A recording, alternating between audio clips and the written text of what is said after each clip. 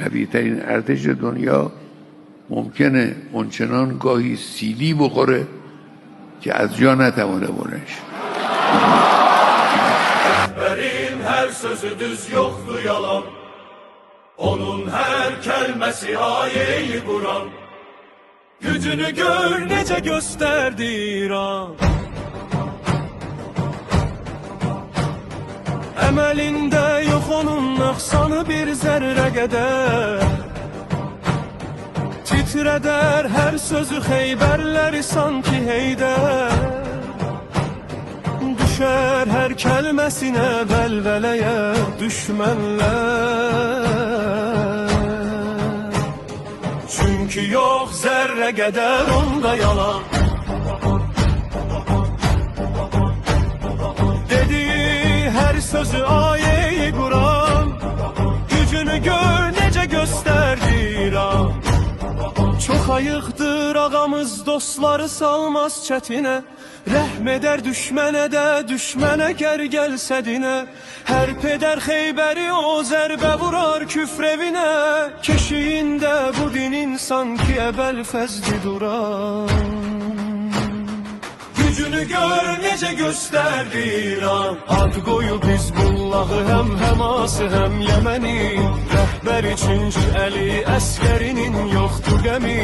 Vuracaq Siyonistə silləni rəhbərin əli. Qoymaz heç bir siyamız gəmisi keçə dəryadan. Gücünü gör necə göstərdi İran.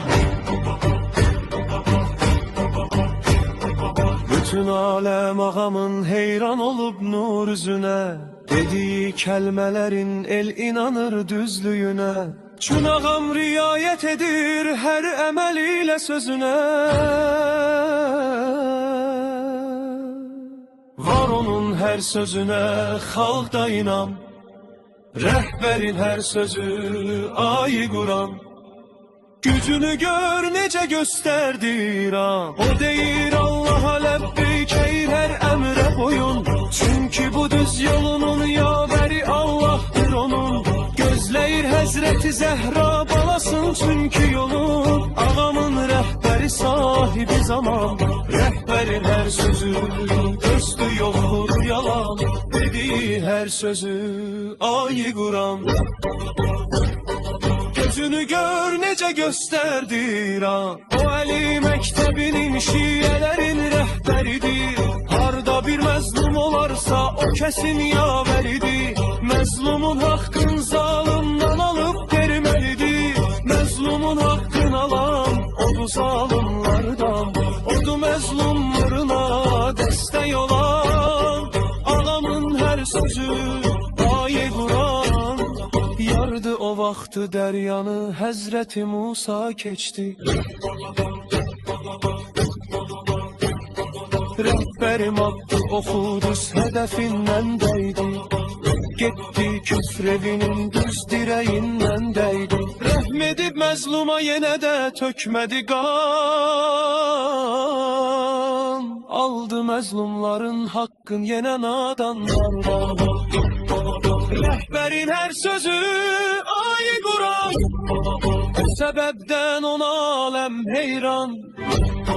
Gördü din düşdü dara, verdi canın dini qala. O Hüseyn məktəbinə verdi qanın din ucala. Şəhid oldu ağamız, çatdı gözəl bir məqama. Yenidən Həzrət Hüseyn məktəbinə verdi ki can. Gəlmək üçün ağamız Həzrəti sahibi zaman. Verdi qan əmdəki can ta gələ sahibi zaman.